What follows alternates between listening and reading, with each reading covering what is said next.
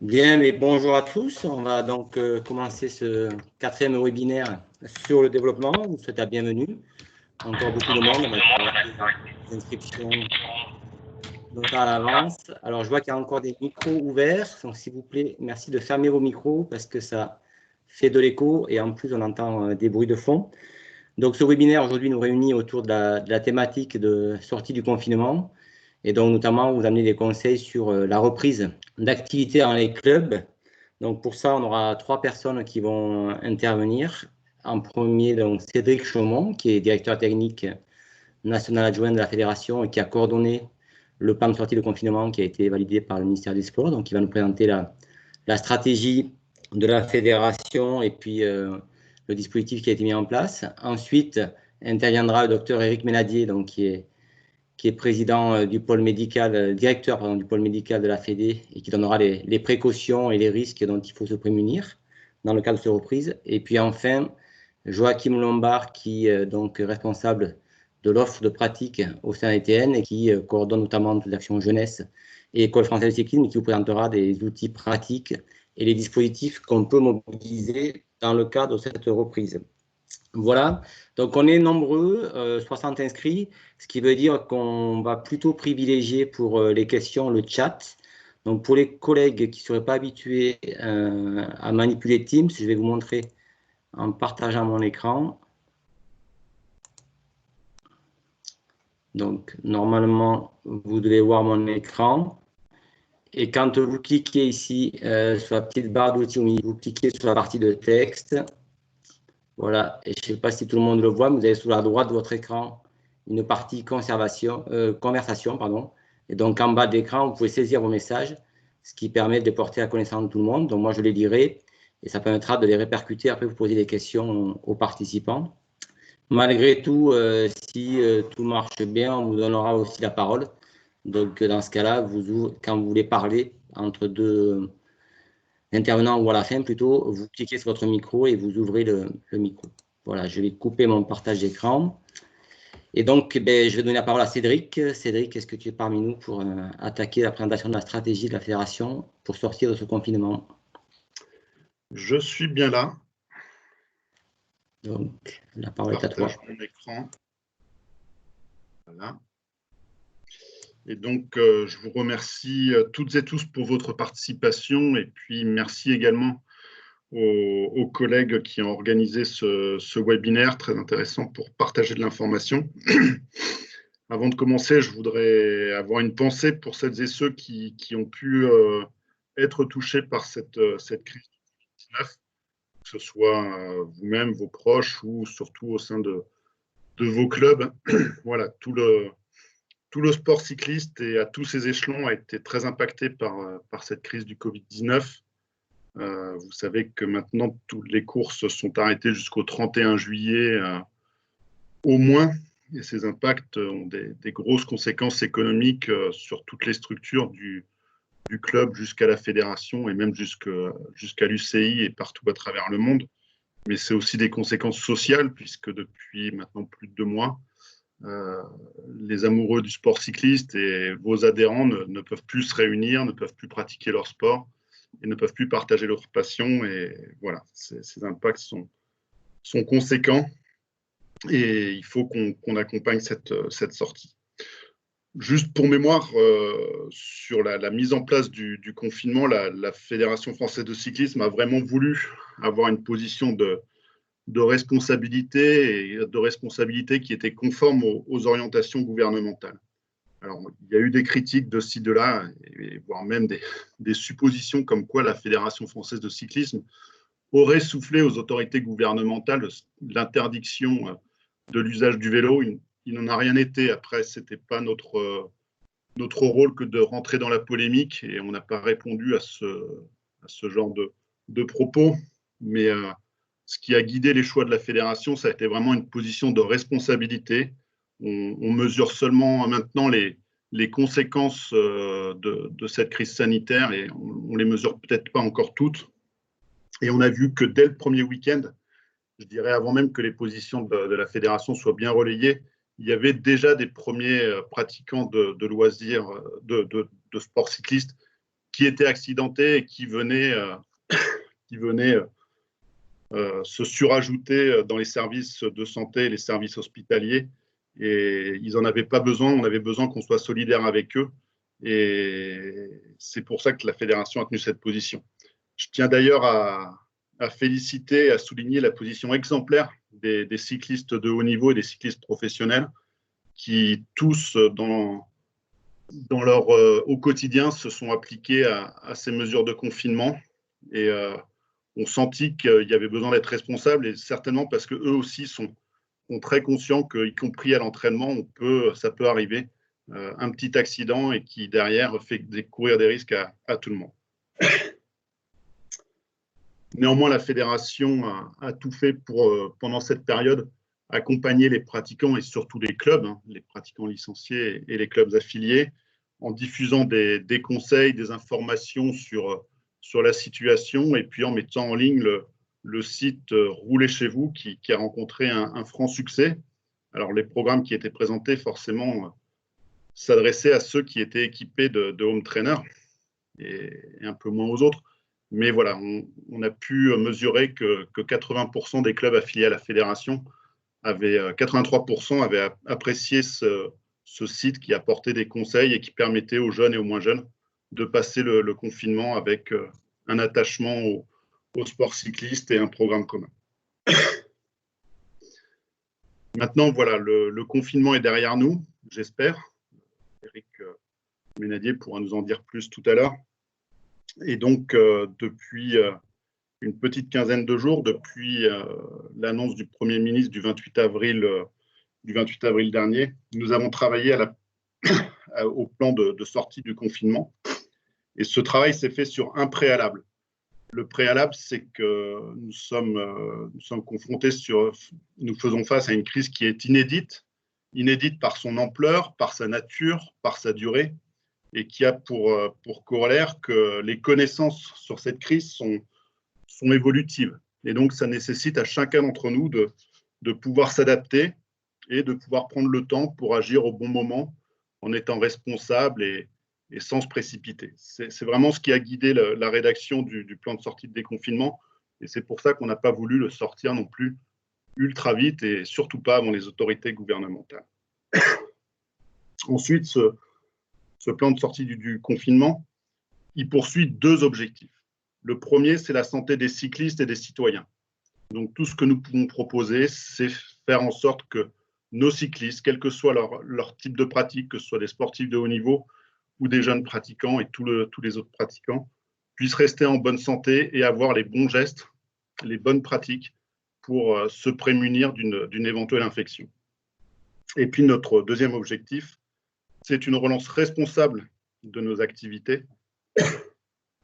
Donc, relance responsable pour montrer que collectivement, l'ensemble des acteurs fédérés du sport cycliste, nous sommes capables de nous adapter aux enjeux de cette crise sanitaire et progressivement de pouvoir accompagner la reprise des clubs, mais surtout des compétitions cyclistes. Donc, ce plan de sortie de déconfinement, c'est d'abord orienté vers l'accompagnement de la reprise des pratiques individuelles, puisque ça a été le premier sujet sur lequel on a eu des certitudes, c'est que dès lundi dernier, le 11 mai, tous les pratiquants cyclistes pouvaient reprendre leur activité de manière complètement individuelle, bien sûr en appliquant les gestes barrières. Donc ces gestes barrières, je vous les rappelle rapidement. Le premier, c'est qu'à l'arrêt... Oui. On a perdu le partage de ton écran. Je le remets.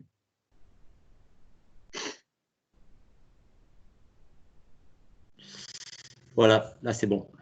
Merci. Donc je vous refais le chemin. Quand vous êtes sur la page d'accueil du site de la Fédération française de cyclisme, vous avez directement un accès pour aller vers les conseils aux pratiquants.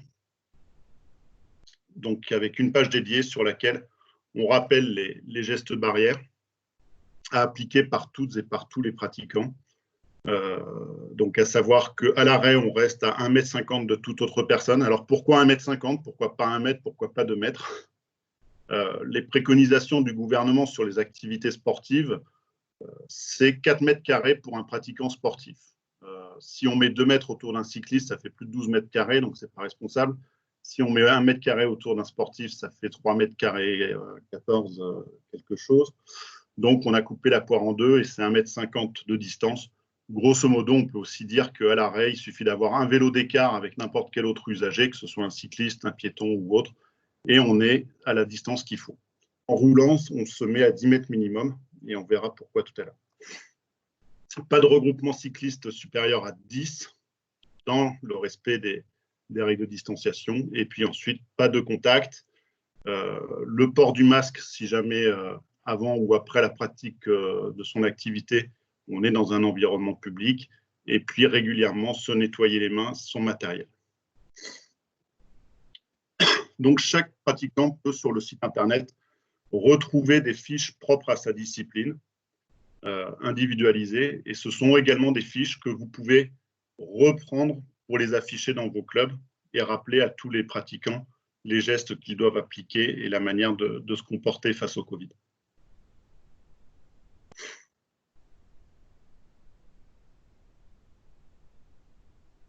Ensuite, le deuxième enjeu fort du plan de sortie de déconfinement, et celui, je dirais presque, qui nous intéresse le plus, c'est la reprise des activités cyclistes en club. On sait que les clubs sont impactés par cette crise. Les pratiquants ont envie de retrouver leur pratique, donc c'était important que les clubs puissent se réaccueillir. Et la validation de notre plan de sortie du confinement par le ministère des Sports nous a permis de réaffirmer cette possibilité dès le 11 mai, en même temps finalement que les pratiques individuelles. Et je pense que c'est vraiment une bonne chose. Et c'est aussi une marque de confiance vis-à-vis de la fédération. Donc, nous avons défini une page sur le site Internet qui explique à tous les clubs et tous les comités comment réorganiser le sport cycliste en club, avec la possibilité de télécharger le plan de sortie de confinement pour ceux qui ont envie de le lire. Un bel ouvrage de 7-8 pages. Mais je pense que c'est intéressant de bien lire dans les détails. Vous retrouverez nos interventions, mais voilà, si vous voulez le diffuser, c'est intéressant.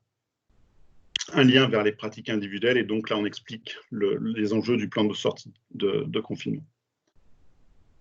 Ensuite, bien sûr, la reprise en club, elle ne peut pas se refaire exactement comme avant la crise que nous traversons.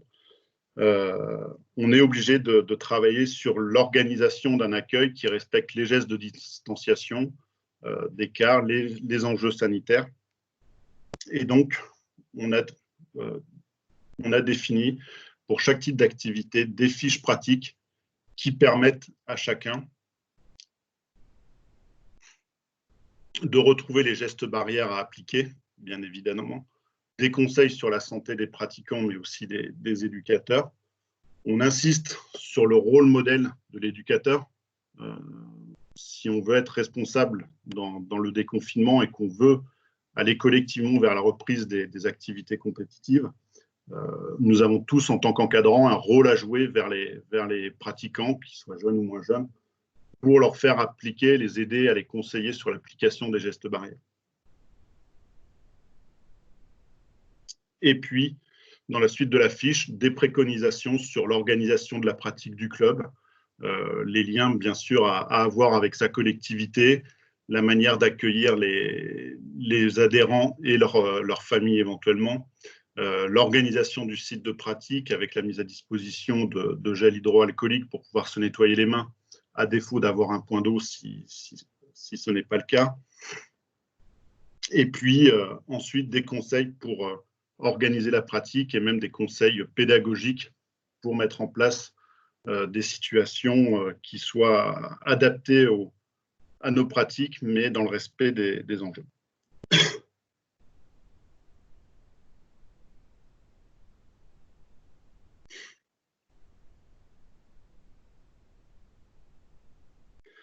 Enfin, le dernier objectif de ce plan de sortie du confinement, c'est de reprendre progressivement les compétitions cyclistes. C'est bon, mon écran est toujours partagé? OK. Oui, bon. Donc, pour aller vers cette reprise des compétitions, nous avons plusieurs étapes auxquelles nous allons devoir faire face. La première, c'est le 2 juin, où le gouvernement nous expliquera la suite du plan de déconfinement. On n'a pas encore d'informations précises sur quels vont être les assouplissements ou le renforcement des mesures de distanciation et des mesures pour limiter la propagation du virus. Et tout ça, ça dépend justement de l'évolution de la situation sanitaire. Mais on est sur une perspective où à partir du 2 juin, si tout se passe bien, on pourra avoir quelques petits assouplissements qui nous permettront de proposer au sein des clubs ou entre 2 ou 3 clubs de proximité des situations de confrontation dans lesquelles les pratiquants cyclistes, quelle que soit leur discipline, pourront trouver un petit peu d'amusement et de satisfaction à se confronter à leurs camarades. L'idée, ce sera que progressivement, jusqu'au 31 juillet, on puisse faire évoluer ces préconisations sur les situations de confrontation que nous ferons à chaque fois valider par le ministère des Sports.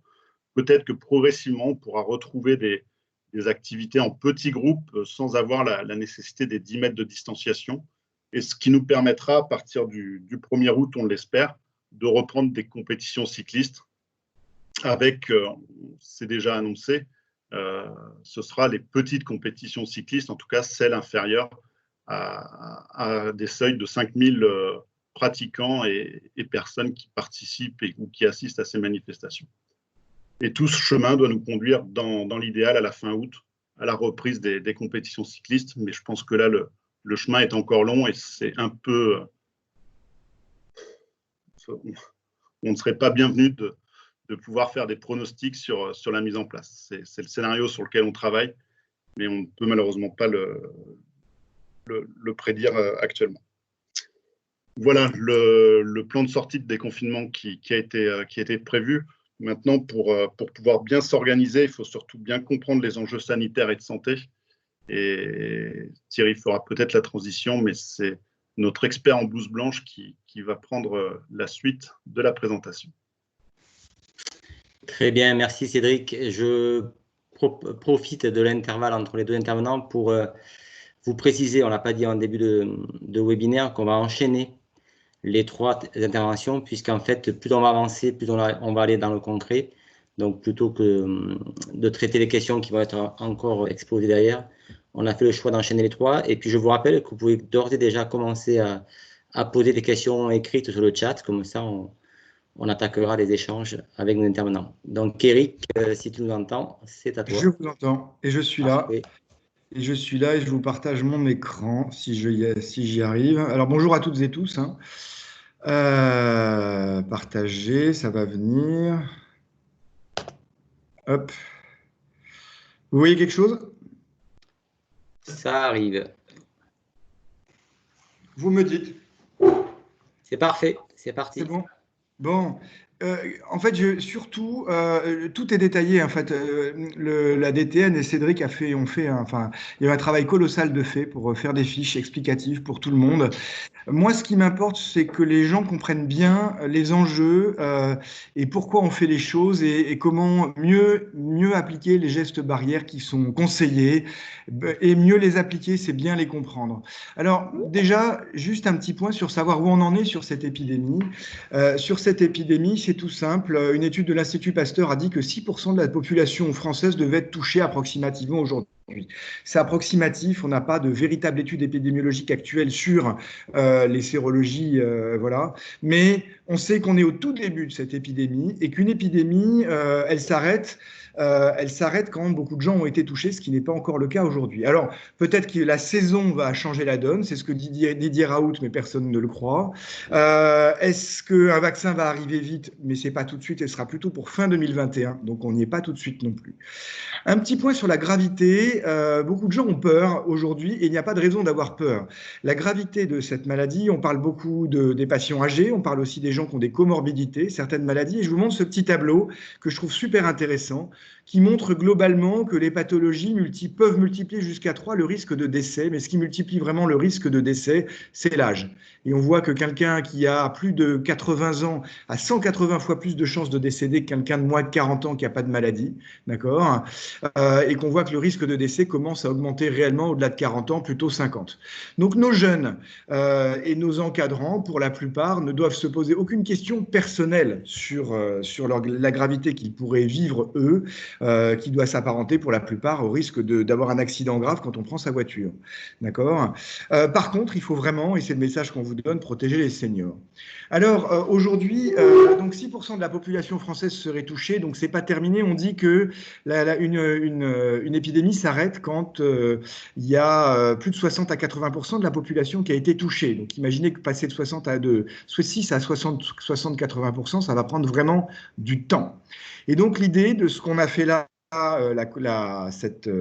ce confinement, l'idée c'était d'arrêter la propagation, et aujourd'hui les gestes barrières et tout ce que met en place le gouvernement et ce qu'on doit continuer tous à mettre en place, c'est tout ce qu'il faut pour freiner cette propagation, et il faut bien comprendre, c'est pas un problème individuel, c'est pas me protéger moi de la maladie qui est important, mais c'est un problème collectif, c'est-à-dire participer à la limitation du nombre de morts et la propagation du virus, à limiter la propagation du virus, limiter le nombre de morts en essayant de ne pas surcharger les hôpitaux.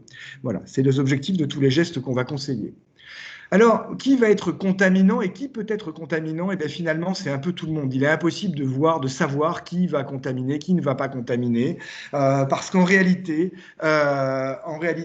déjà quand on a eu la maladie, on peut être contaminant pendant très longtemps, jusqu'à 24 jours, mais plus en fait, selon certaines études.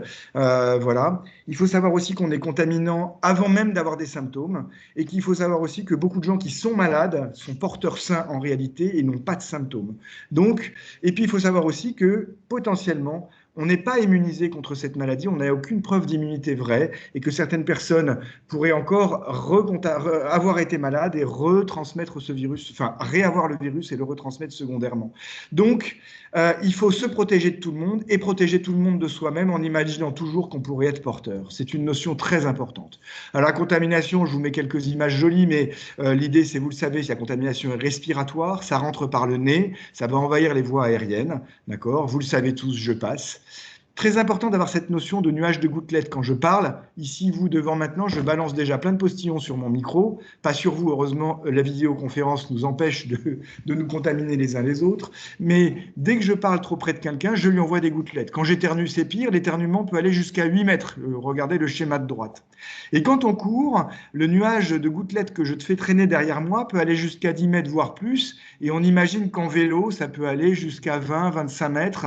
Alors, il n'y a pas d'études là-dessus réelles, mais en tout cas, c'est à l'origine de la recommandation de dire que c'est minimum 10 mètres de distanciation à vélo, et quand on va vite, c'est même plus. D'accord? Et ça, c'est très important.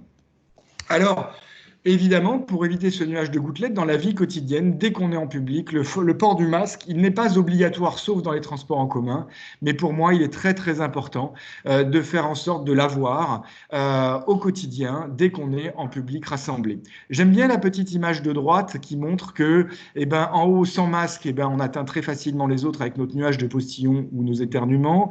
Que si on met un masque, on se protège des autres. Mais surtout, plus bas, si on met un masque, si on met un masque et qu'on est porteur, on va protéger les autres largement, et que quand tout le monde a un masque, on protège tout le monde. Alors, est-ce qu'il faut mettre un masque chirurgical ou un FFP2? Parce que vous voyez les deux traîner. Qui peut le plus, peut le moins, donc le FFP2, c'est très bien, mais la réalité, c'est que c'est fait pour les personnels soignants, quand on s'approche vraiment et quand on fait des gestes très à proximité du visage des gens, d'accord? Mais le masque chirurgical, réellement, voire le masque grand public, suffit dans la vie quotidienne à proposer une grande protection collective. Alors, j'ai une autre vision du masque qui est très importante pour moi. Je vois beaucoup de laxisme en fait, hein, et on le voit, on l'a vu pendant le confinement, les dimanches dans Paris, que tout le monde sort et que tout le monde s'en fiche un peu finalement. Et je trouve que le port du masque un peu généralisé permet de vraiment prendre conscience, de faire prendre conscience aux autres qu'on n'est pas dans une situation normale et on ne va pas être dans une situation normale pendant très longtemps. Donc, pour moi, il est important que dans notre démarche collective et dans la protection collective, nous avons chacun une action. Et l'action de porter un masque quand on est en public est importante pour inciter les autres à distancier, pour inciter les autres au bon comportement.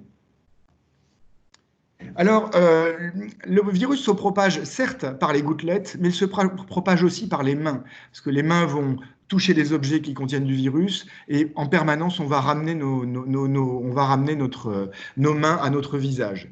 Et donc, une jolie image du virus en bleu à gauche, là, qui entoure une cellule. Et globalement, quand on est infecté, on va se gratter le visage, on va se gratter le nez, on aura du virus dessus forcément et on va le répandre facilement. Et très facilement, on va pouvoir répandre de grandes quantités de virus. Alors, il y a eu des expériences de diffusion qui ont été faites. Vous avez peut-être déjà vu ces vidéos très, très marrantes sur YouTube où on montre avec un objet qui est phosphorescent en lumière noire, on met juste du virus au départ sur un objet et puis ensuite on met plusieurs personnes autour et très rapidement on voit qu'il y en a partout. Et on en voit par exemple sur le monsieur en bas à droite, là on voit qu'il en a sur les lunettes, sur le visage, transmis probablement à partir des mains de la personne qui est à gauche. Et puis il y en a plein à la table. Ça va très très vite. D'accord. Alors, il est montré aussi, il y a un excellent article du Monde qui dit qu'on se touche le visage en permanence, et c'est vrai, on a tous ce réflexe de se toucher le visage en permanence, de se gratter le nez, de repositionner ses lunettes, de se toucher le menton, etc. Et donc, il faut vraiment songer à ça, c'est-à-dire que pourquoi on demande de se laver les mains finalement, c'est pour éviter de se remettre les mains au visage, enfin, pour éviter de se rapporter du virus sur le visage en permanence, ou l'inverse, si on en a non, si on est porteur nous-mêmes, d'aller le diffuser sur d'autres objets. Voilà. Et ça, c'est une notion extrêmement importante de savoir qu'effectivement, nos mains sont très, très vectrices. Et donc, la suite du message, c'est qu'indépendamment du masque, pour protéger de la diffusion du virus, c'est les mains qu'il faut vraiment protéger et se laver les mains en permanence. Se laver les mains en permanence et se les laver bien. Je montre au milieu un petit exemple. Quand on se lave un peu vite les mains, il reste du virus, hein, d'accord, en blanc, là, tel que c'est représenté. Si on se lave les mains plus longtemps, on élimine quasiment la totalité des virus desquels on peut être porteur. Alors, il y a deux façons de se laver les mains, à l'eau et au savon, sauf qu'il faudrait le faire vraiment très très fréquemment et que partout où on est, il n'y a pas forcément de l'eau et du savon. Et la solution hydroalcoolique qu'on vous propose est très efficace, à condition de se frotter bien les mains pendant une vingtaine de secondes à chaque fois. On peut en avoir des distributeurs partout et j'incite vraiment tout le monde, dès que j'en parle, à en mettre partout, des distributeurs. Alors j'ai incité la fédération, mais j'incite les clubs à le faire sur leur zone commune, de mettre des distributeurs pour que les gens les voient et y pensent. Mais aussi, j'incite à ce que les gens aient dans leur poche un petit flacon comme en bas à droite pour en permanence se laver les mains. J'ai touché un objet qui ne m'appartenait pas, je me lave les mains. Je suis potentiellement porteur avant de toucher l'objet de quelqu'un d'autre, je me lave les mains, etc., etc. Il est marqué à plein d'endroits que les gants, c'est bien, mais je pense que les gants, c'est pas bien. Les gants, c'est pas bien parce que dès qu'on porte des gants, on se croit protégé. Et finalement, on va toucher plein d'objets en se croyant protégé. Les gants protègent évidemment ses propres mains du contact avec le virus, mais on n'attrape pas le virus par les mains directement. Voilà, et très rapidement, avec les gants, on fait des erreurs et on va transmettre le virus sur plein d'objets. Le lavage des mains est largement supérieur et c'est montré. Les gants sont utilisés dans les services de soins, mais je ne suis pas du tout persuadé, enfin je suis persuadé au contraire qu'il ne faut pas s'en servir au quotidien parce que ça nous fait oublier les bonnes mesures de protection. Ensuite, vous connaissez tous ces gestes barrières qui ont été rappelés tout à l'heure par Cédric. Voilà. Mais je pense une chose très importante, c'est faire les choses soi-même pour les autres et montrer qu'on fait les choses et qu'on est consciencieux. Ça permet aussi aux autres de prendre conscience qu'il y a quelque chose à faire et que tout le monde doit y participer. Alors maintenant, qu'est-ce que je fais si je suis malade du Covid ou si j'ai été malade du Covid vis-à-vis du sport? Alors déjà, évidemment, pour un sportif, Tout signe qui évoque un Covid, alors je les rappelle très vite, hein, c'est la toux, c'est la fièvre, c'est les frissons, c'est les courbatures, c'est des signes un peu inhabituels dans un virus standard, mais vous savez que ça peut tout donner, hein, on peut avoir des diarrhées, des maux de tête, etc. En gros, dans cette période, il ne faut pas hésiter à consulter son médecin, parce que à partir du moment où on est malade, il faut être dépisté, et ça permet d'évaluer s'il y a des contacts, de protéger les contacts, de mettre en quarantaine potentiellement en contact. Ça, c'est une démarche gouvernementale, c'est pas la démarche à la fédération, mais en tout cas, il faut consulter au maximum et être orienté par son médecin sur ce qu'il faut faire derrière. Sur le plan sportif, à partir du moment où j'ai été suspect de Covid, même s'il n'a pas été démontré, je dois arrêter mon entraînement obligatoirement pendant 15 jours minimum. Alors, je ne dois pas forcément m'arrêter de bouger et rester dans un canapé, hein. Je peux marcher, je peux pédaler à SV1, ça veut dire au premier seuil, ça veut dire juste pour me dégourdir les jambes sans aucune intensité en moulinant. Ça ne pose pas de problème de faire ça pendant une demi-heure si je le sens, d'accord, mais surtout pas d'intensité pendant 15 jours minimum. Ensuite, je suis orienté par mon médecin. Sachez juste que pour les sportifs de haut niveau, il est conseillé par le gouvernement de faire des tas et des tas et des tas d'examens qui ne seront pas accessibles au grand public, qui ne sont même pas, à mon avis, accessibles aux sportifs de haut niveau, tellement les services de soins sont désorganisés aujourd'hui et tellement les cardiologues sont difficiles à joindre. Mais le plus important pour les sportifs est dans cette diapositive qui doit être diffusée, ou dont le message doit être diffusé par tous les entraîneurs, par tous les dirigeants de clubs, aux jeunes sportifs, et même aux vieux d'ailleurs, à tous les sportifs. Il est impératif que les gens comprennent que s'ils ont des symptômes qui sont évocateurs d'atteinte cardiologique, il faut absolument s'arrêter et consulter. Ces symptômes sont les suivants: une douleur dans la poitrine, un essoufflement anormal, des palpitations, la sensation de son cœur qui bat bizarrement dans la poitrine, notamment un rythme irrégulier ou trop rapide à l'effort, voire au repos, un rythme cardiaque, tout le monde a un cardiofréquencemètre qui est en inadéquation vraie avec l'intensité de l'exercice, mais aussi malaise et perte de connaissance. Donc, douleur thoracique, essoufflement anormal, palpitation, malaise, ça, c'est vraiment les signes qui doivent pousser chez le cardiologue. Voilà, c'est les grands messages que je dois porter. Pour les sujets contacts, juste un truc que je n'ai pas évoqué, j'ai quelqu'un qui est malade dans ma famille, je suis sportif, mon papa est malade, est-ce que je retourne en club? Non, il faut absolument rompre la chaîne de transmission du virus. À partir du moment où je suis contact, je suis potentiellement considéré comme porteur et je dois normalement rester en confinement pendant au moins 14 jours. Voilà, et ça doit être précisé par le médecin qui va voir mon papa, le cas échéant. Voilà. Je reviendrai avec vous pour des questions et je m'arrête là et je laisse la suite.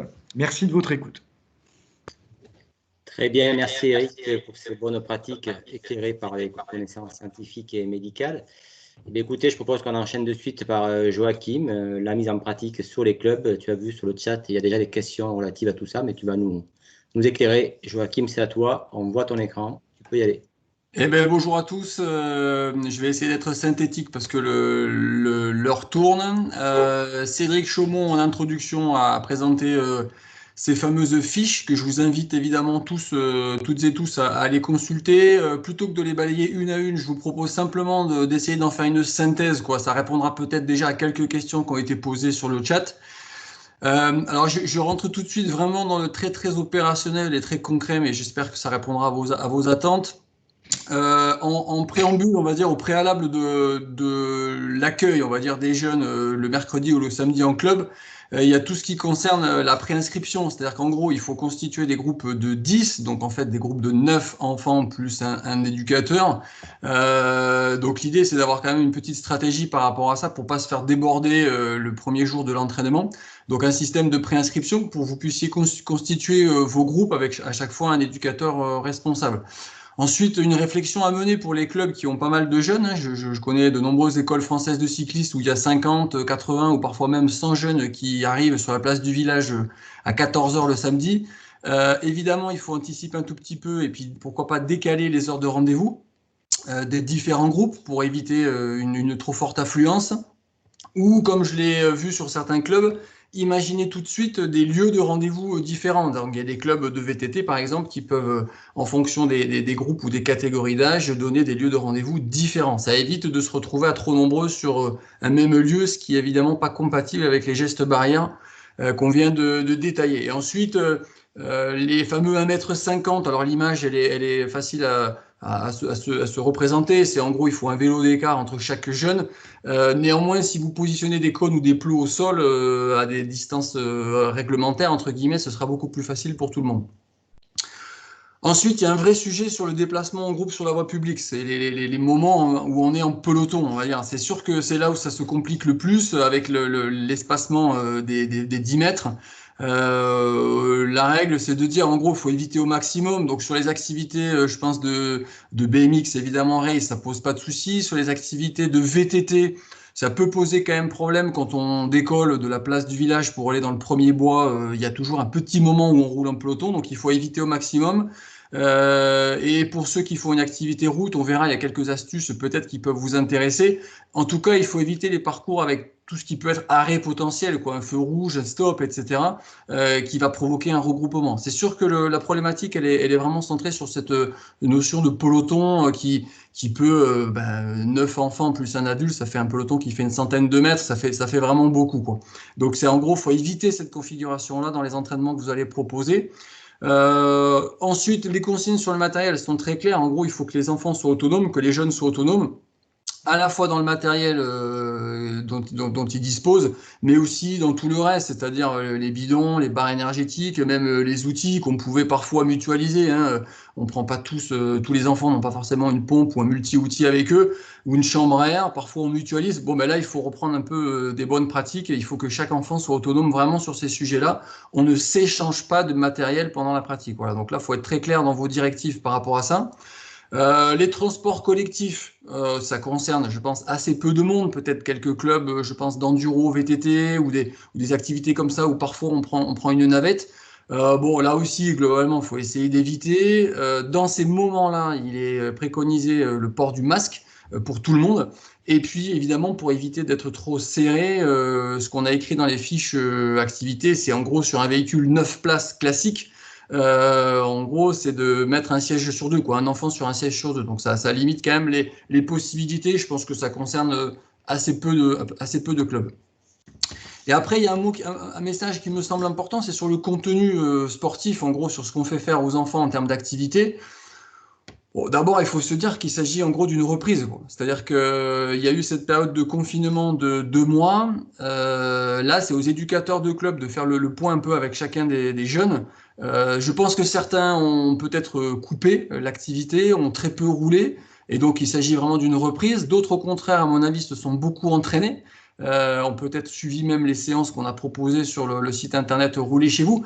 Là, ça va être une évaluation un petit peu au cas par cas en fonction de ce qu'ont fait les jeunes, quoi, évidemment. Mais d'une manière générale, il faut considérer qu'il s'agit d'une reprise d'activité. Et donc, qui dit reprise d'activité dit nécessairement progressivité, quoi, dans le contenu que vous allez mettre en place. Que ce soit sur les temps de pratique. Donc vous verrez dans les fiches, il y a des préconisations en fonction de ce que vous faites comme activité, il y a des préconisations de temps de pratique, des préconisations sur l'intensité, évidemment, sur l'intensité d'exercice. On repart plutôt doucement sur les premières séances qui vont nous amener jusqu'à mi-juin. On reprend tranquillement l'activité vélo et aussi progressivité dans l'engagement. Je pense là aux disciplines techniques, VTT descente, trial, BMX race et BMX park. Voilà, on y va aussi doucement sur l'engagement dans les figures et dans les gestes techniques. Mais ça, normalement, les éducateurs, vous avez évidemment, là-dessus, vous êtes tout à fait conscient de ce qui se joue et de l'importance de cette reprise progressive. Après, sur les formes de pratique, on a dit tout à l'heure que la pratique en peloton, elle était peut-être la plus compliquée. Il faut privilégier donc les ateliers individuels. Il y a quand même de nombreuses disciplines où ça pose pas trop de soucis, des petits ateliers techniques. On peut aussi imaginer du travail en circuit fermé. En VTT, ça se fait très bien. En BMX race, j'ai envie de dire, c'est déjà le cas. Et même en route, on peut imaginer des petits circuits corde à droite ou encore mieux un circuit un peu esprit cyclocross dans des prairies où finalement vous pouvez espacer les jeunes les uns des autres et les faire travailler sans qu'ils soient jamais proches et en dessous, on va dire, de ces fameux 10 mètres. Donc ce travail en circuit, il est quand même très intéressant, tout comme les travails en atelier individuel. Ensuite, il ne faut pas écarter non plus totalement la possibilité de faire des entraînements dirigés, entre guillemets, individualisés. C'est-à-dire qu'en gros, pour les jeunes les plus autonomes, je pense aux juniors par exemple, peut-être aux cadets, Et si vous êtes un tout petit peu juste en termes d'éducateurs dans votre club pour accueillir tout le monde, ce qui peut s'entendre vu que les groupes sont quand même beaucoup plus petits que ce que vous pouvez faire d'habitude, peut-être que vous pouvez, pour vos catégories les plus grandes ou les jeunes, on va dire les plus autonomes, continuer à proposer plutôt de la séance individualisée, plutôt du plan d'entraînement et proposer ces regroupements, là, ces groupes de 10 maximum pour les plus jeunes, ceux qui ont vraiment besoin d'être accompagnés. Voilà, ça, ce sont des idées qu'on vous propose pour une mise en œuvre un peu opérationnelle dans vos clubs.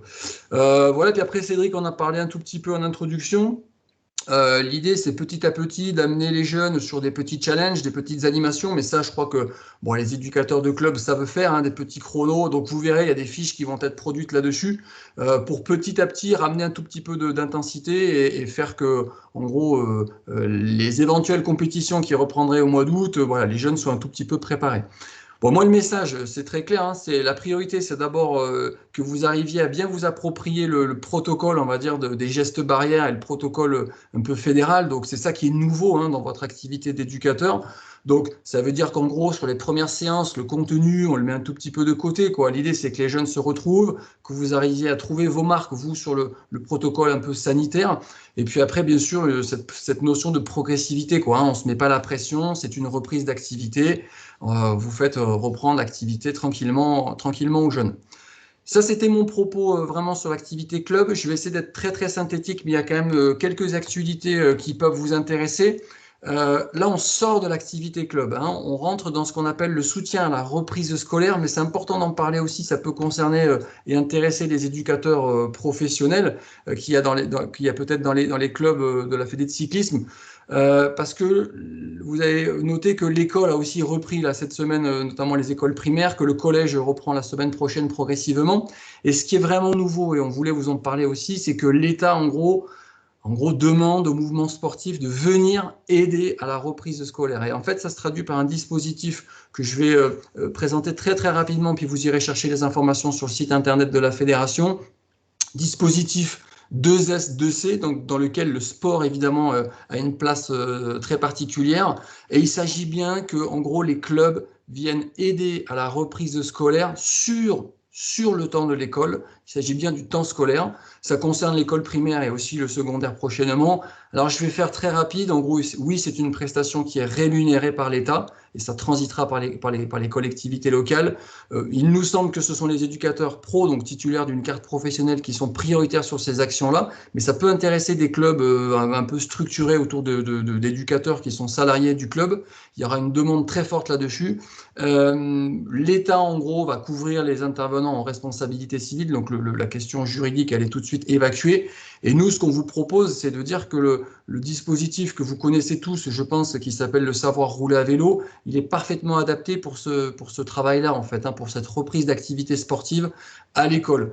Je fais vite. En gros, la procédure, et tout est expliqué sur le site internet de la fédération, c'est de contacter, pour les clubs qui seraient intéressés, qui ont envie de rentrer dans ce dispositif-là, c'est de contacter les référents de l'UCEP ou de l'UNSS de votre département. Et vous avez le listing qui est en ligne sur le site de la fédération. Et ensuite, de proposer finalement votre intervention. Est-ce que vous êtes prêt à faire une demi-journée? Est-ce que vous êtes prêt à faire un cycle entier, etc., etc. Et donc, là, il y a un message fort quand même de la fédération de cyclisme qui dit... En plus de la reprise club, c'est-à-dire que la priorité, c'est quand même la reprise de l'activité club, c'est ce dont on parle aujourd'hui. Pour ceux qui ont des éducateurs un peu professionnels et qui ont des clubs un peu structurés, essayez aussi de répondre à cette demande-là sur le dispositif 2S2C. Je prends encore quelques instants et je vais être très court sur un deuxième dispositif. Ça montre à quel point le vélo, finalement, est au cœur de l'actualité, au cœur de différents dispositifs de l'État. L'État a sorti également une enveloppe de 20 millions d'euros pour aider au développement de l'usage du vélo comme moyen de transport. Peut-être avez-vous entendu parler du forfait de 50 € là, qui allait être offert entre guillemets pour remettre en état son vélo. Il y a un deuxième dispositif qui concerne l'installation des abris vélos. Bon, ça, on va dire que ça ne nous concerne pas. Par contre, il y a quelque chose qui peut tout à fait concerner les éducateurs de la Fédération de cyclisme, c'est la remise en selle. C'est-à-dire qu'en gros, il va aussi y avoir du financement de l'État pour des séances de 1 heure, en gros, de remise en selle. Donc là, on est vraiment sur les fondamentaux. Par contre, on s'adresse plutôt aux adultes qui auraient envie d'apprendre un peu à faire du vélo pour peut-être aller travailler ensuite avec le vélo. Et là, il y a des crédits d'État qui vont descendre. La plateforme, donc en fait, tout est en ligne. Hein, la plateforme pour que les associations, donc les clubs ou les éducateurs directement s'inscrivent, elle ouvrira le 18 mai. Et vous avez le site internet qui s'appelle coupdepouce-vélo.fr. Donc là aussi, c'est simplement, ça nous semblait intéressant que vous ayez ces informations-là. Je remets les choses un tout petit peu dans l'ordre. Hein. La priorité, c'est le club, évidemment, mais il y a aussi des choses à côté. Le 2S2C pour aider la reprise de scolaire. Le coup de pouce pour mon vélo, qui est un dispositif un tout petit peu plus centré sur le vélo comme moyen de transport. Et j'arrive à ma dernière diapo. La suite, et pour l'instant, on n'a pas beaucoup d'éléments. La suite, ça va être aussi une invitation à ce que les clubs, en tout cas ceux qui veulent et ceux qui peuvent, puissent ouvrir leurs portes également cet été pour notamment accueillir tout un tas de jeunes qui vraisemblablement ne partiront pas en vacances. Et en gros, il y a cette idée de pouvoir proposer des petits stages découvertes, des journées d'initiation pour là un public non licencié. Mais le club devient aussi le lieu de ces apprentissages-là, quoi. Alors là, j'ai moins de... les crédits d'État n'ont pas été encore totalement ciblés. Ça sera financé également par l'État, mais on ne sait pas à quelle hauteur. On est dans une période où, je dirais, chaque semaine apporte son lot de nouveautés, donc c'est à suivre. La seule chose, c'est peut-être pour les clubs un petit peu structurés autour d'éducateurs pro notamment, essayer de réfléchir à comment cet été vous pourriez proposer des séances découvertes à la journée ou des mini-stages. Parce qu'en gros, l'État va nous demander, nous, mouvement sportif, de jouer ce rôle-là. On reviendra vers vous quand on aura plus d'informations. En conclusion, je voudrais que mon message soit très clair. Bon, c'était un peu rapide, mais voilà, la priorité de la fédération, c'est bien évidemment la réouverture des clubs. Il n'y a pas de doute là-dessus. Simplement, vous avez noté qu'il y a des dispositifs aussi qui peuvent venir compléter l'activité peut-être d'éducateurs salariés en club. Et pour la reprise d'activité, le maître mot, c'est la progressivité. C'est-à-dire que, voilà, prenez connaissance des protocoles. Il faut que les éducateurs se les approprient. C'est ça pour l'instant la priorité. Et le contenu physique et technique, il viendra petit à petit.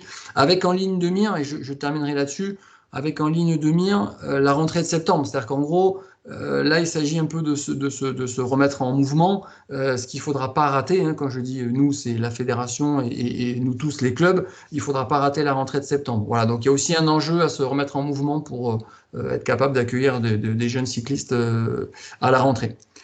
Je vous remercie et je crois que maintenant, c'est place aux questions. Merci Joachim pour cette présentation concise des bons conseils et puis des dispositifs dans lesquels peuvent s'inscrire les clubs.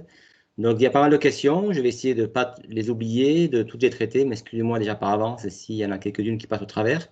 Eric, je crois que tu as des contraintes pour la suite, donc on va commencer par 2 questions qui sont dans le registre médical et des bonnes pratiques en geste barrière. Il y a notamment une question qui nous est posée sur le risque de perte de volume respiratoire, première question. Et puis la deuxième, tu l'as un peu évoqué, mais elle est posée de manière plus précise. Est-ce que les éducateurs doivent être testés avant de revenir en club auprès des enfants? Eric, on ne t'entend pas. Ton micro est coupé. Eric. Eric est muet.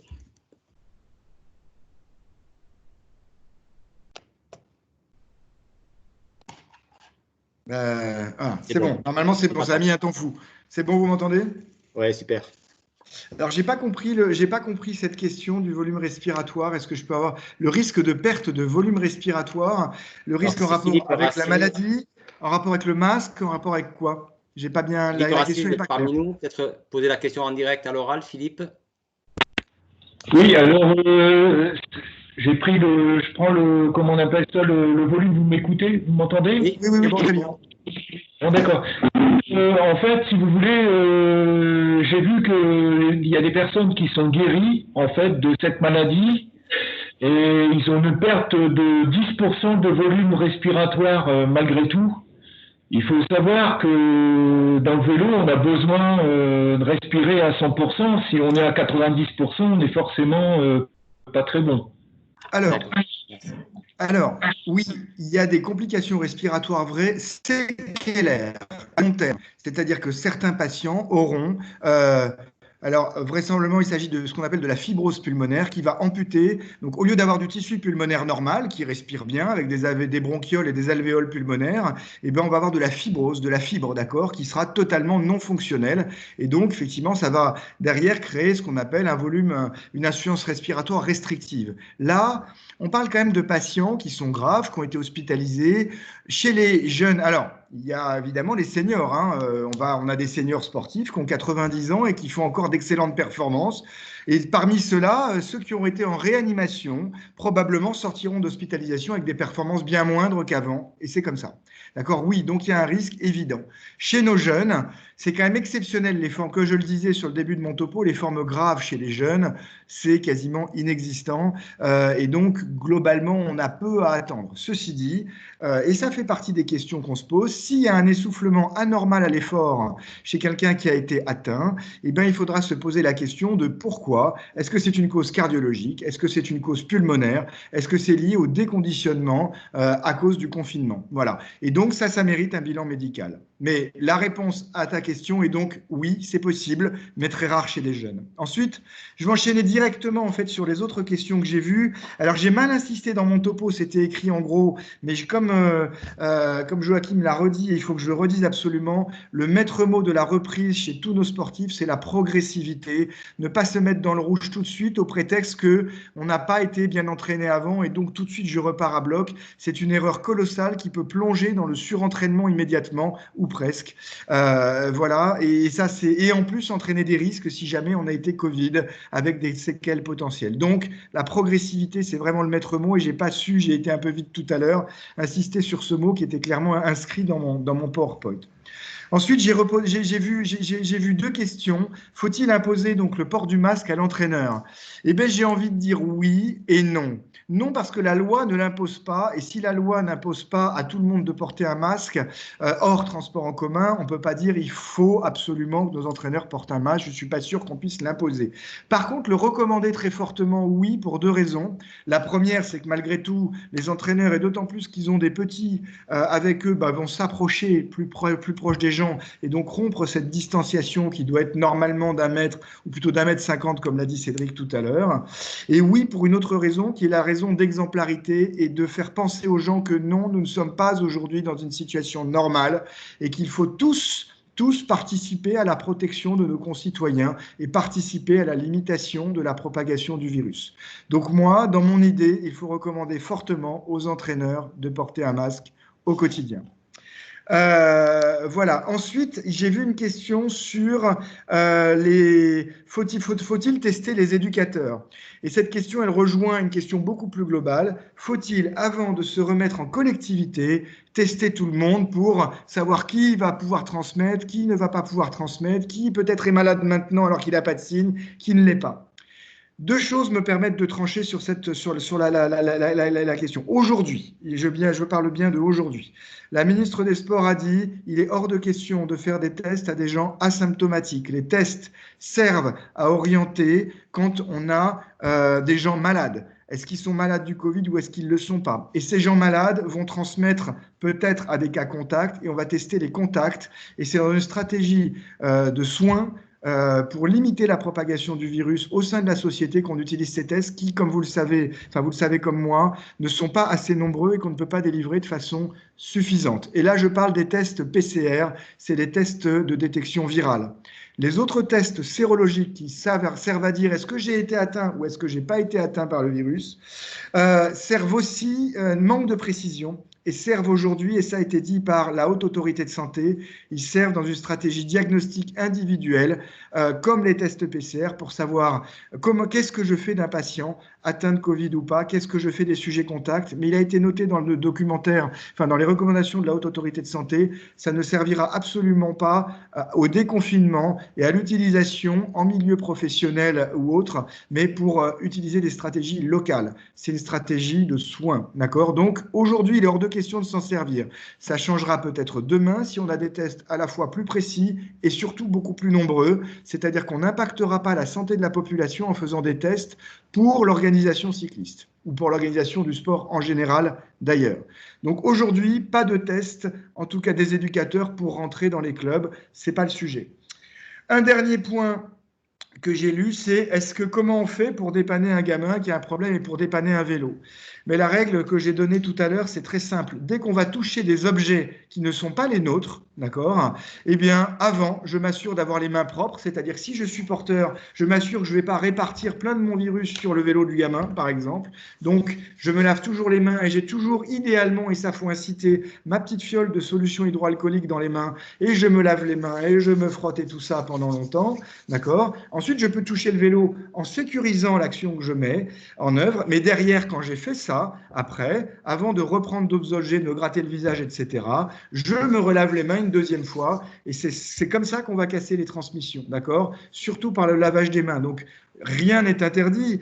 Quand vous allez au supermarché, que vous prenez un concombre et que finalement vous le reposez, vous ne devriez déjà jamais le faire. Mais sinon, au moins, assurez-vous d'avoir en permanence, en faisant vos courses, vos mains propres. C'est pour ça d'ailleurs qu'à l'entrée des supermarchés, de la plupart en tout cas, on met des solutés hydroalcooliques. Voilà, j'espère avoir répondu à ces questions correctement. Très bien, docteur. Merci pour ces réponses très, très précises. Alors, du coup, on a des questions qui sont liées à l'organisation sportive. Donc, je vais me retourner vers Cyril. J'ai noté trois questions. Donc, la problématique du report des compétitions en fin d'année qui font que tout va être très concentré et surchargé. La deuxième, c'est comment organiser déjà des chronos, des tests au sein des clubs. Ça a déjà été un peu évoqué, mais ça mérite quelques précisions. Et puis enfin, la question est posée du redoublement des catégories suite à une saison blanche. Donc, Cédric, sur ces trois questions purement d'organisation sportive, je te laisse la parole. Cédric, tu as ton micro qui est coupé. Oui, j'essaie de le couper, mais comme tout à l'heure, j'ai un problème, j'y arrive pas. C'est Cédric qui a le sien coupé aussi. C'est moi qui avais mon micro coupé. Parfait. Donc, voilà, j'avais identifié effectivement ces trois questions qui tournent autour de l'organisation de la pratique compétitive. Alors, pourquoi avoir reporté ou commencé à reporter les compétitions nationales en fin d'année? Plusieurs raisons. La première, comme vous le savez, c'est que les compétitions ne pourront pas reprendre avant le 31 juillet. Et il est apparu inopportun de maintenir aux dates qui étaient prévues initialement les compétitions nationales sans que les jeunes, au préalable, aient pu se confronter sur des compétitions régionales ou voire même un peu plus locales pour pouvoir s'aguerrir. Donc, c'est le premier choix, du moins la première raison qui a guidé le fait de décaler dans l'année les compétitions nationales. Également, ce qui a guidé notre choix, c'est qu'il faut aussi une progressivité sur les déplacements. Et donc, à remettre des compétitions nationales dès le mois d'août, il n'est pas apparu finalement très responsable de remettre tout le monde très rapidement sur les routes, alors qu'on n'a même pas encore la certitude que le rayon de déplacement limité à 100 km sera complètement levé d'ici à cette période. Pour le moment, ça semble en prendre le chemin, mais on n'en est pas certain. Et du coup, pour les organisateurs, ça leur fait peser dessus un nombre d'incertitudes très élevé et très compliqué pour organiser ces manifestations. Donc voilà. Et puis la dernière raison aussi, c'est qu'il a semblé important pour les dirigeants de la fédération de privilégier la reprise des organisations régionales et locales. Il y aura aussi la reprise des organisations cyclistes à partir du mois d'août, mais là, ça nous concerne un peu moins. Mais voilà, il y avait aussi l'envie de dire priorité aux organisations régionales pour que les jeunes puissent rapidement se confronter sur des compétitions, reprendre progressivement, et puis plus tard, aller sur les compétitions nationales avec des décalages qui ne sont pas évidents, effectivement. Pour l'organisation de tests chrono au mois de juin, donc on sera dans la période où les compétitions seront toujours interdites, donc il n'y aura pas d'autorisation préfectorale. Et c'est pour ça qu'on essaye de mettre en place un dispositif de petits challenges qu'on est en train d'appeler entraînement dirigé. L'appellation n'est pas pleinement satisfaisante, mais en tout cas, l'esprit de ces mini-confrontations, c'est de permettre à un club ou à un petit groupe de clubs qui sont relativement proches d'organiser pour leur pour leurs adhérents et donc les adhérents éventuellement de 2-3 clubs, des séances de confrontation et donc pourquoi pas des chronos. Mais dans ces conditions-là, le code de la route prévaudra. Donc, ce sera la sécurité avant tout et le respect du code de la route. Donc, il va falloir trouver des circuits plutôt corde à droite. Il n'y aura pas possibilité d'interrompre la circulation, ni même dans le sens du chrono. Voilà, il va falloir s'adapter. Ce sera avec très peu de monde. Il n'y aura pas de publicité, il n'y aura pas de remise de récompense, il n'y aura pas de besoin de système d'arbitrage. Ce sera sous la responsabilité des entraîneurs. C'est des choses que vous savez faire, mais qu'il va falloir peut-être répéter un petit peu plus et sur lequel la fédération est en train d'obtenir la validation de la part du ministère des Sports pour organiser ce genre de confrontations qui ne seront pas de véritables compétitions, mais qui permettront d'y aller progressivement et d'être opérationnel début août. Sur le sujet du redoublement des catégories, c'est un sujet sur lequel la direction technique nationale s'est penchée, en lien avec d'autres fédérations à l'étranger et en lien avec l'UCI. Ça pouvait sembler une bonne idée sur le moment, mais en fait, si on fait redoubler des catégories, du coup, il y a des jeunes catégories qui arrivent et qui vont se retrouver finalement confrontés avec des gros écarts d'âge à des jeunes qui auront presque 3 ans de plus qu'eux. Donc, est-ce que c'est une solution? Si c'est une solution juste pour répondre à l'enjeu de l'année blanche, finalement, il apparaît que c'est un pis-aller et qu'en fait, il faut qu'on apprenne à vivre avec les conséquences de cette crise et pas vouloir tout réparer. En revanche, est-ce que l'occasion de cette crise, profiter sur une réforme des catégories d'âge, ça peut être intéressant, la réflexion est toujours en cours, mais en tout cas, il n'y aura pas un redoublement pour après, l'année d'après, revenir sur les catégories habituelles. Finalement, on déporterait le problème sur une année suivante et ce ne serait pas juste un moment donné pour d'autres jeunes. Et puis, j'avais, sur le champ des organisations, j'ai vu une autre question sur l'organisation en zone dense pour pouvoir organiser des séances d'entraînement, notamment en Île-de-France. Effectivement, le problème des zones denses est encore accentué avec ces distanciations de 10 mètres. Comme pouvait le conseiller Joachim, il faut dans ce cas-là soit se reporter sur des activités un peu plus de type cyclocross, ou sinon peut-être essayer de trouver des zones industrielles ou des zones commerciales qui, sur certaines périodes de la semaine, sont beaucoup moins fréquentées. Et c'est dans ces lieux qu'il faut, après les avoir identifiés, arriver à les investir, quitte en prévenant la commune pour essayer de mettre en place des mesures de ralentissement, etc. Merci. Alors Joachim, des questions dans 2 registres. Une question d'abord qui est liée à l'organisation en club pour des tout petits, des 3-5 ans. Donc il y a un exemple de Dresden BMX, mais ça peut s'appliquer à toute section baby d'une école française de cyclisme. Comment on s'organise?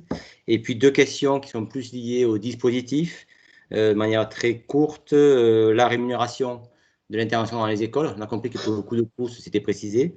Mais pour les écoles, qu'est-ce qui se passe? Et puis la place du VAE dans le 2S2C. Ok, ouais. Bon, sur l'activité baby, on va dire qu'effectivement, c'est pas simple tout simplement parce que la compréhension des consignes et la mise en place des gestes barrières, elle est hyper compliquée pour ce public-là, quoi, c'est les tout petits. Donc moi, j'inviterais plutôt à la prudence et à dire, c'est dans votre organisation pédagogique que vous allez arriver de manière naturelle à ce que les enfants soient espacés et fonctionnent sur un petit parcours, par exemple, sur lequel il y a finalement l'espace qu'on veut retrouver entre chaque cycliste. Mais évidemment, là, on ne peut pas jouer sur la carte. Je vais vous expliquer les gestes barrières et vous allez les mettre en œuvre comme on ferait tous avec des benjamins, des minimes, des cadets. Là, c'est tout juste impossible. Donc là, je crois qu'il faut être raisonnable, peut-être réduire encore la taille des groupes. Dans une école française de cyclisme, normalement en baby, on est sur des taux un éducateur pour 6. Peut-être qu'il faut des groupes encore plus réduits et surtout, il faut jouer sur la mise en place, on va dire, du matériel et de votre parcours pour que naturellement, on va dire, les enfants soient espacés. Voilà, je n'ai pas beaucoup plus à vous dire là aujourd'hui. Sur le 2S2C, Le seul chiffre que j'ai lu, c'est celui de l'enveloppe globale, qui est de 250 millions d'euros. Ça a été annoncé par le ministre de l'Éducation nationale ce week-end, mais par contre, ça comprend, au-delà du sport, peut-être d'autres interventions sur le civisme, la citoyenneté, etc. Hein. Donc, ça dépasse le cadre du sport. Je crois que, donc je ne peux pas vous dire, on n'a pas les infos, hein, personne ne les a, ça n'est pas publié. Je ne sais pas si c'est financé à l'heure ou au forfait. On ne sait pas aujourd'hui répondre à cette question-là.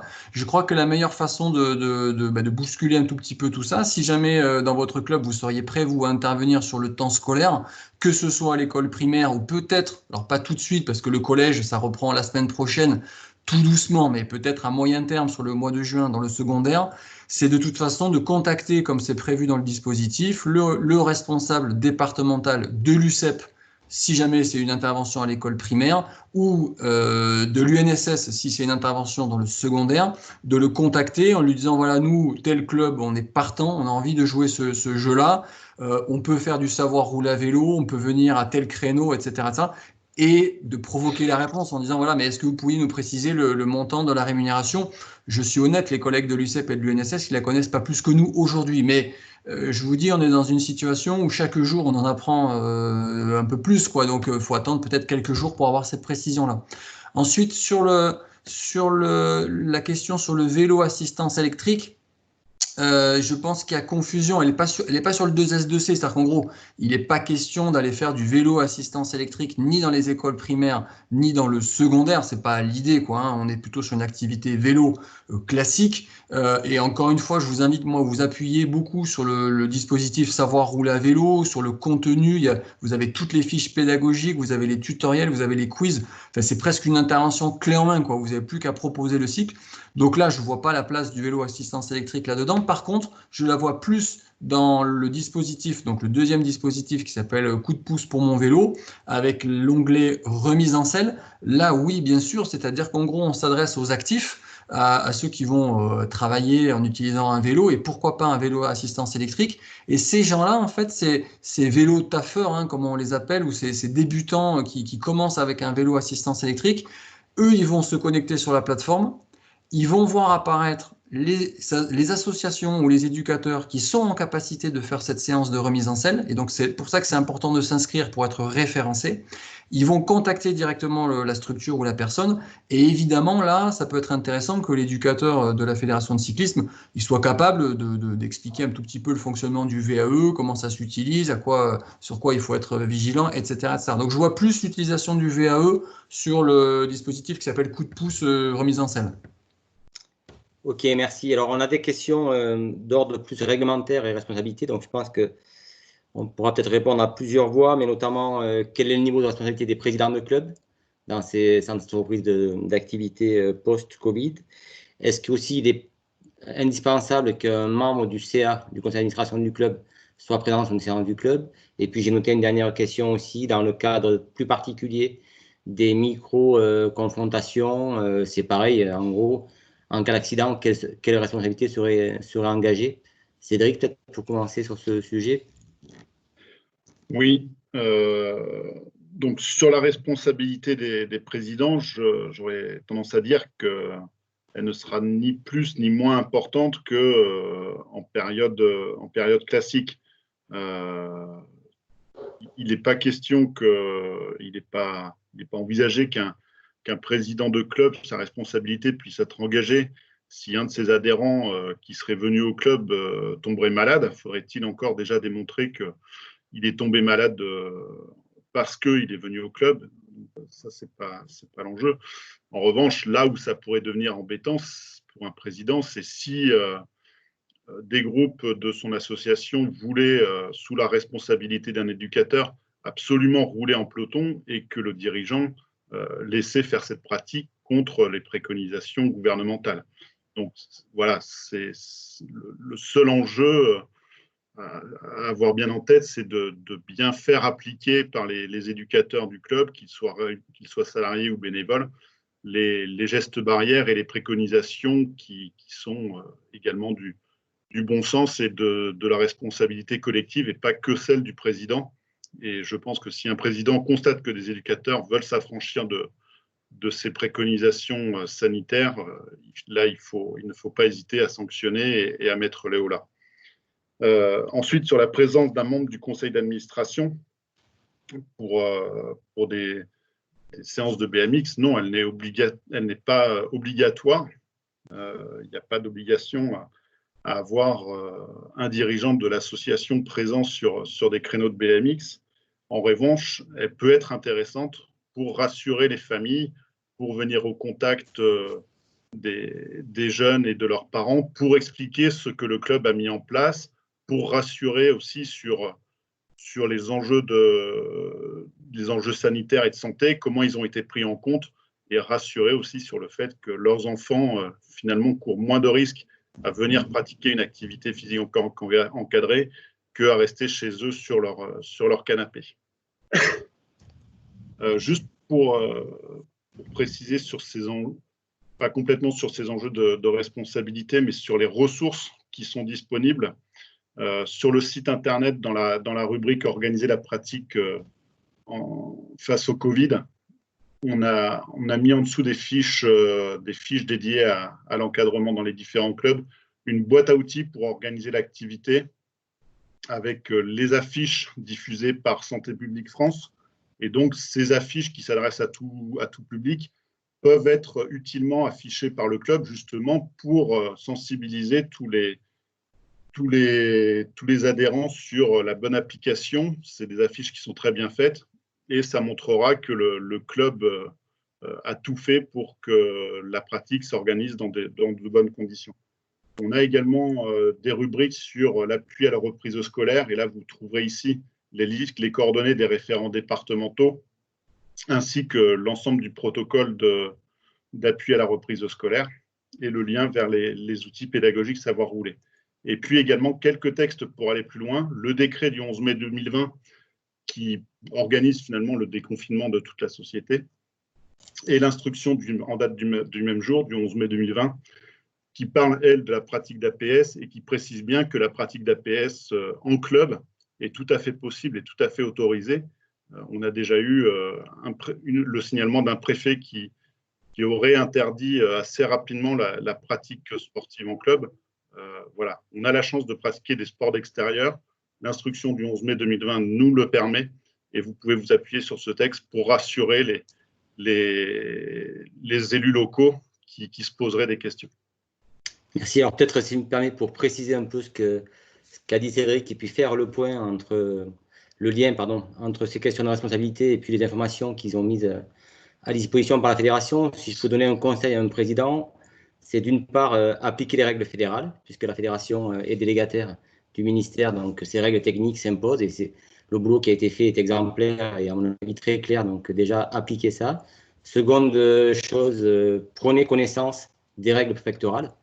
Cédric vient de l'évoquer. Dans quelques cas particuliers, des préfets peuvent avoir des mesures plus restrictives, vous devez les appliquer. Et puis troisième conseil, surtout diffuser l'info. Je pense que ça aussi, là, il faut faire attention. N'hésitez pas à récupérer ces outils, à les afficher, à communiquer auprès des parents, auprès des éducateurs par mail. Je pense que si on peut donner 3 conseils très synthétiques, utilisez les outils qui sont là, lisez les consignes préfectorales et puis communiquez.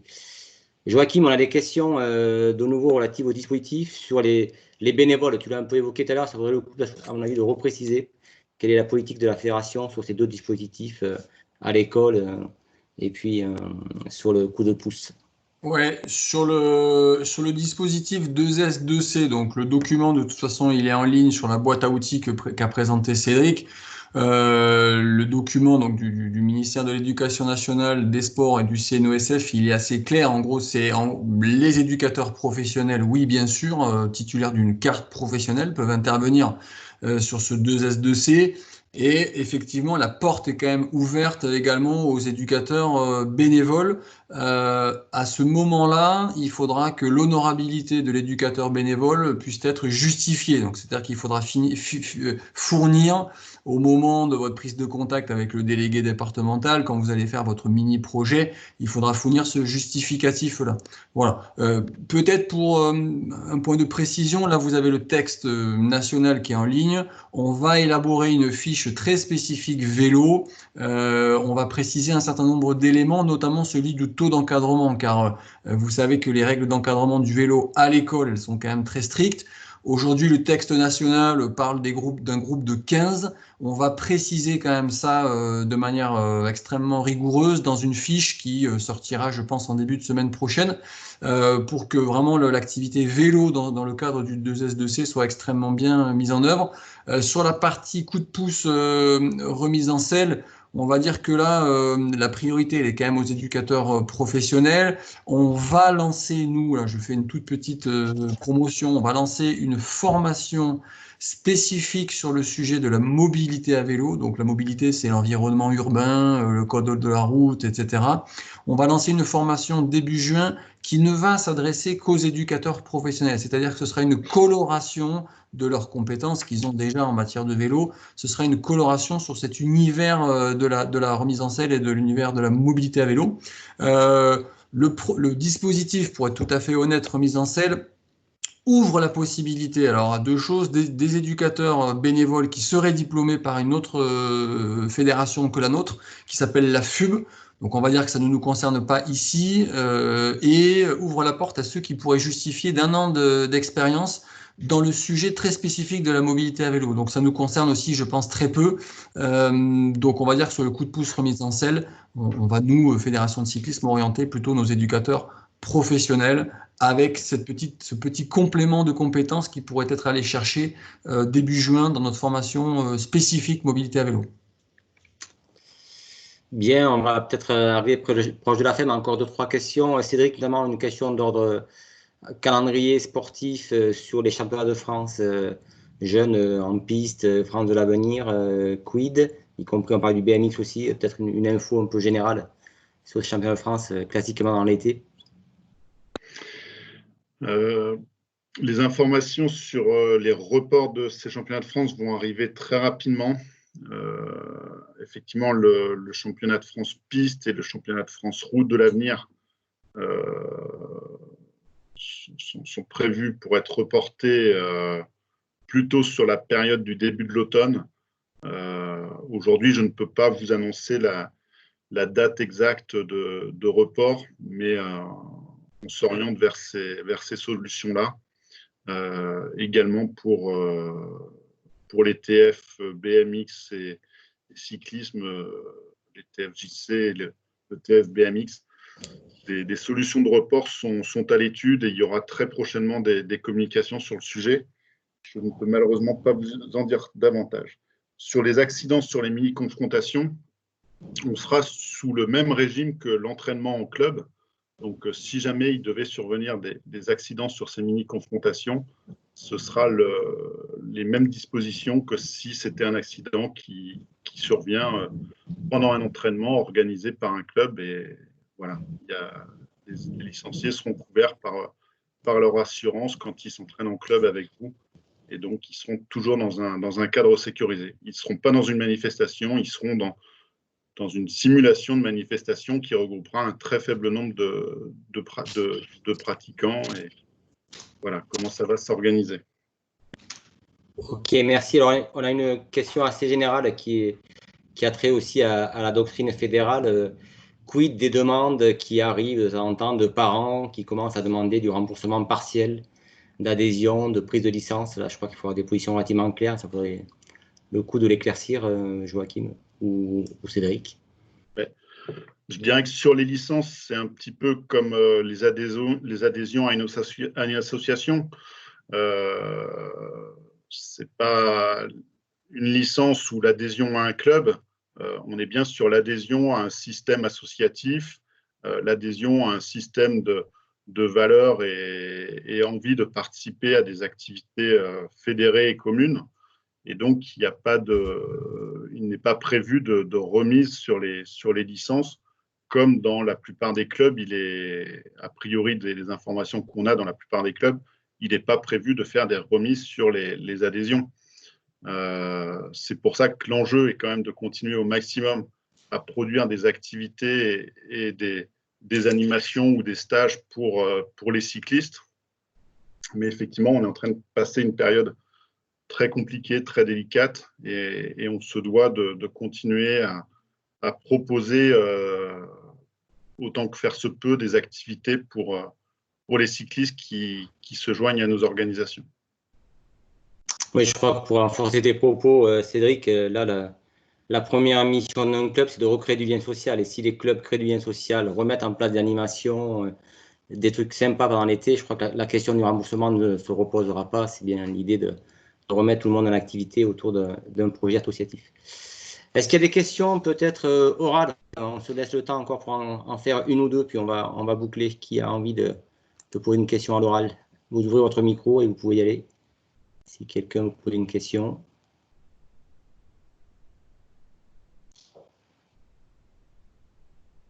Non?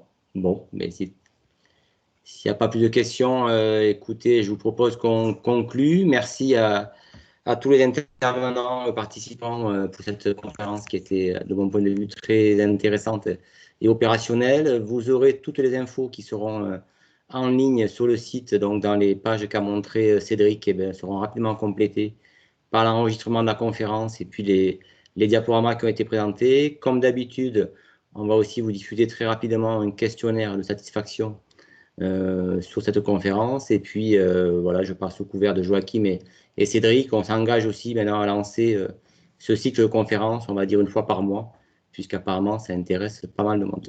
On vous souhaite à tous une bonne soirée et encore merci pour votre participation. Au revoir. Excusez-moi. Ah, dernière question. Si Allez. bon, merci. Mon micro a mis un peu de temps à se brancher tout à l'heure.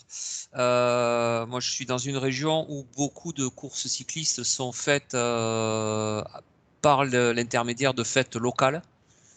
Et aujourd'hui, ces fêtes locales, elles sont toutes en train de s'annuler les unes derrière les autres. Et comment on va faire, nous, en tant que club, pour continuer à organiser des courses? C'est effectivement une problématique qui doit nous pousser collectivement à réfléchir ce qu'on peut proposer comme terme d'organisation cycliste. Dans tous les cas, malheureusement, les courses n'auront pas lieu avant le 31 juillet. Et après le 31 juillet, effectivement, on aurait, semble-t-il, la possibilité de réorganiser des courses cyclistes, mais les fêtes locales, jusqu'à aujourd'hui, en tout cas sur les informations qu'on peut avoir, elles n'auront pas lieu de tout l'été. Donc, ça aura un impact sur les courses cyclistes et il faut qu'on réfléchisse collectivement et toutes les idées qui permettent de répondre à ces problématiques sont bonnes à prendre et on les partagera et on les diffusera pour essayer de redynamiser les courses cyclistes et leur rôle dans l'animation de nos territoires. Voilà. Je suis désolé, la réponse n'est pas ultra satisfaisante parce que je n'ai pas de solution concrète à vous apporter, mais je pense qu'à plusieurs, on trouvera des idées pour redynamiser nos courses cyclistes qui se déroulent dans les villages et qui apportent de l'animation et du lien social. Il faut qu'on en soit convaincu et on trouvera des solutions. Ok, déjà que vous y soyez sensibilisés, c'est une très bonne chose. C'est un chemin, on va dire, vers la solution. Merci. Merci à tous. Allez, on vous dit au revoir pour de bon et puis une prochaine conférence. Merci. Merci.